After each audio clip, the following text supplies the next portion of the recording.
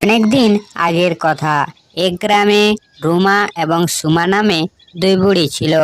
তাদের দুজনকে দেখতে একই রকম। তাদের দুজনের মধ্যে একটি বুড়ি ছিল সহজ সরল এবং দয়ালু, আর আরেকটি বুড়ি ছিল হিংসুটে, চোর এবং দুষ্টু প্রকৃতির। কিন্তু গ্রামের লোকে বিপরীত ভাবত। যে বুড়িটা দুষ্টু সেই বুড়িটাকে ভালো ভাবতো, আর যে বুড়িটা ভালো সেটা খারাপ। ও বউ, আমাকে খেতে দাও তো, আজ শনিবার, হাট যেতে হবে। দিচ্ছি গো, দিচ্ছি।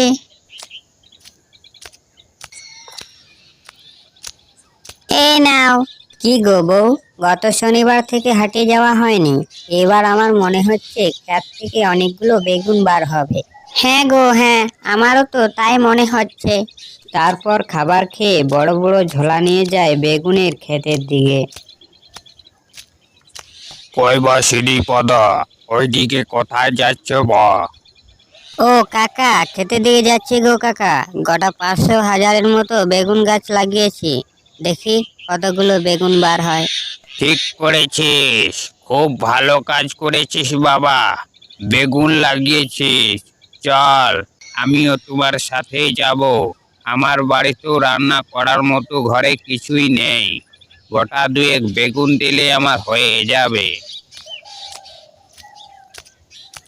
তবে বস শ্রীপদ, আমার মনে হচ্ছে আমাদের গ্রামে চোরের সংখ্যা অনেক বেড়ে গিয়েছে। কেন গো কাকা, কারো কোনো কিছু চুরি হয়েছে বুঝি?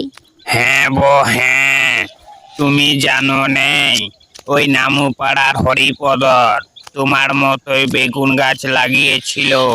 বেগুন তুলতে গিয়ে দেখে একটাও বেগুন নেই, সব চুরি হয়ে গেছে।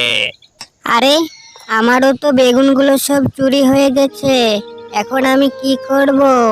এত বড় বড় ঝোলা নিয়ে যে এসেছি, হে ভগবান, কে চুরি করলো এত বেগুনগুলো? একটাও রাখলো না, একদম কচি কচি গুলো সমাজ চুরি করে নিয়ে গেল। সত্যি একটাও বেগুন নেই। আমার মনে হচ্ছে ওই চোর বেটা সারাদিন বেগুন খেয়ে দিন কাটে। আর আমি ভাবলাম অনেকগুলো বেগুন বেরোবে, তাই বড় বড় ঝোলা নিয়ে এলাম, কিন্তু এখানে দেখছি একটাও বেগুন নেই। না শ্রীপদ, আর চুপচাপ থাকা যাবে না, চোর বেটাকে ধরতে হবে। চোরের কোনো ঠিক নেই, আজ বেগুন চুরি করছে, কাল দিন ঘরের টাকা পয়সাও চুরি করতে পারে। তারপর থেকে তারা চোরের নজর রাখতে থাকে। আমারও যা বুদ্ধি আছে না, আমি কতই চুরি করি না কেন, আমাকে কেউ ধরতে পারবে না। লোকের কাছে তো আমি ভালো মনের মানুষ, কিন্তু আমি কি ধরনের মানুষ কেউ জানে না। আর আমাকে এইভাবে চুরি করা যাবে না, বুদ্ধি কাটিয়ে চুরি করতে হবে। কালকে কোথাও যাওয়ার একটা ভঙ্গি করতে হবে। না, আমার ছেলেটা বড্ড বেড়ে গেছে, না স্কুলে যায় না ঘরে পড়তে বসে, সব সময় ফোন নিয়ে ব্যস্ত। এই ফোনের জন্য সব ছেলেগুলো খারাপ হচ্ছে। না দিদি, যে ছেলের পড়াশোনায় ধ্যান থাকবে সে ঠিক সময় মতো স্কুলে যাবে আর ঘরে বসেও পড়বে। ফোনের মাধ্যমে এখন পড়াশোনা আর কত শিক্ষণীয় জিনিস দেখা যায়।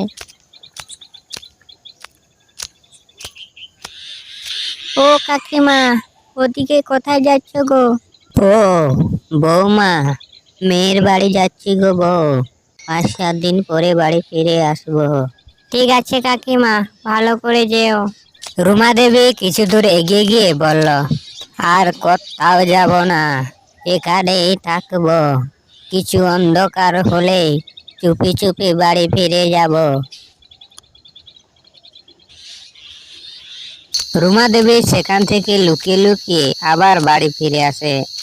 এইবার কেরামতি চালু।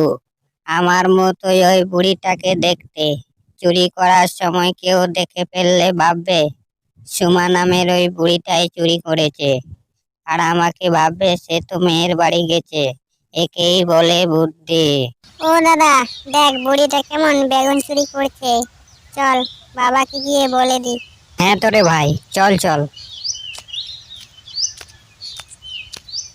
বাবা, বাবা, ওই বুড়িটাকে বেগুন চুরি করতে দেখেছি। কোন বুড়িটা বলতো? ওই বুড়িটা বাবা, যে বুড়িটা আজ সকালে মায়ের সাথে গল্প করছিল। না গো মদনের বাবা, সে বুড়ি তো মেয়ের বাড়ি গেছে, সে নয়। ওই সুমা নামের বুড়িটা হতে পারে। চল গিয়ে দেখি তো। আমাদের বেগুন আমরা খেতে পাই না, সে কিনা রোজ চুরি করে এনে খাচ্ছে। চল দেখাচ্ছি মজা।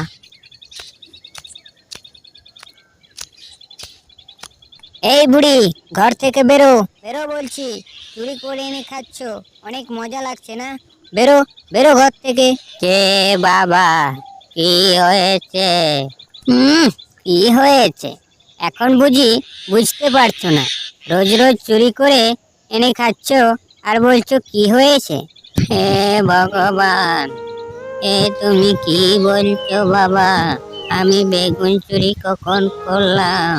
আমার তো কাল থেকে শরীর খারাপ, তাই বিছানা থেকে উঠতে পারছি না। আর আমি চুরি করতে যাব? আমি চুরি করিনি বাবা, অন্য কেউ চুরি করেছে। এই বুড়ি, মিথ্যা কথা বলবে না। তুমি চুরি করেছো। আমার ছেলে তোমাকে চুরি করতে দেখেছে। এবার চুরি করতে যদি দেখি তাহলে বিপদ আছে কিন্তু। শালা কি মানুষ রে, আজ ছাড়া কাল মরবে আর চুরি করে বেড়াচ্ছে। এইভাবে রুমা বুড়ি চুরি করত আর সুমা বুড়িকে কথা শুনতে হতো। গ্রামের লোকে সুমা বুড়িকে অনেক গালিগালাজ আর অপমান করত। এসব সহ্য করতে না পেরে সে আত্মহত্যা করে নেয়। ঠিক সেই সময় রুমা দেবী মেয়ের বাড়িতে ছিল। সুমা যে মরে গেছে সেটা কিন্তু রুমা জানতো না। মা সরলা, ভালো করে থাকবি মা। তোমার বাড়িতে থাকা 4-5 দিন হয়ে গেল, এবার আমি বাড়ি যাই। ভালো করে থাকবি মা, হ্যাঁ? না মা, আজ যেও না, কাল সকালে যাবে। না রে মা, আজকাল করে অনেক দিন থেকে গেলাম, আজ আমাকে যেতেই হবে। খাবারও খেলে না, একটু খেয়ে নাও। হেঁটে হেঁটে অনেক দূর যেতে হবে। না রে মা, থাক, বাড়ি পৌঁছে খেয়ে নেব। ঠিক আছে মা, ভালো করে যেও, তুমিও ভালো করে থাকবে। ঠিক আছে মা, ঠিক আছে, আমি ভালো করেই যাব।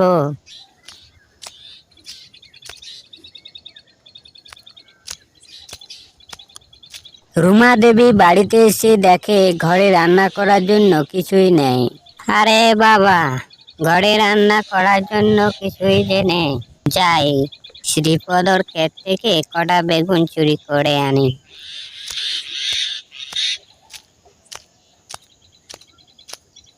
ওরে বাবা, বেগুনগুলো তো দারুণ ধরেছে দেখছি।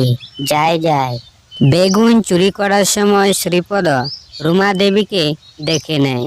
ও, তাহলে তুমি আসল চোর। এতদিন ধরে গ্রামের সবার খেতে তুমি তাহলে চুরি করতে? কই না তো, আমি চুরি কোথায় করতাম? সুমা চুরি করতো। আমি এটা দিয়ে হেঁটে যাচ্ছিলাম, দেখতে পেলাম, তখন ভাবলাম যে ঘরে তরকারি করার জন্য আছে না আছে, কটা নিয়ে যায়। আমি চুরি করি না বাবু, সুমা চুরি করে। ছি ছি ছি, তুমি এইরকম কাজ করবে আমি কোনোদিনই ভাবতাম না। গ্রামের লোকে তোমাকে কত সম্মান করতো আর সবাই তোমাকে ভালো মনেরই ভাবতো। আর এই এইরকম কাজ করবে আমরা ভাবতাম না। খামুখাই সুমা দেবীকে মিথ্যা চুরির অপরাধে গ্রামের সবাই গালিগালাজ এবং অপমান করত। সত্যি বন্ধুরা, এখন বেশিরভাগ মানুষ এই ধরনেরই মানুষ বেশি দেখা যায়। অপরে ভালো আর ভিতরে মন্দ। বন্ধুরা, যে মানুষ খারাপ হয়ে ভালো মানুষ নামে সম্মান পায়, সে মানুষটার আসল পরিচয় ঠিক সময়ে ধরা পড়ে যায়।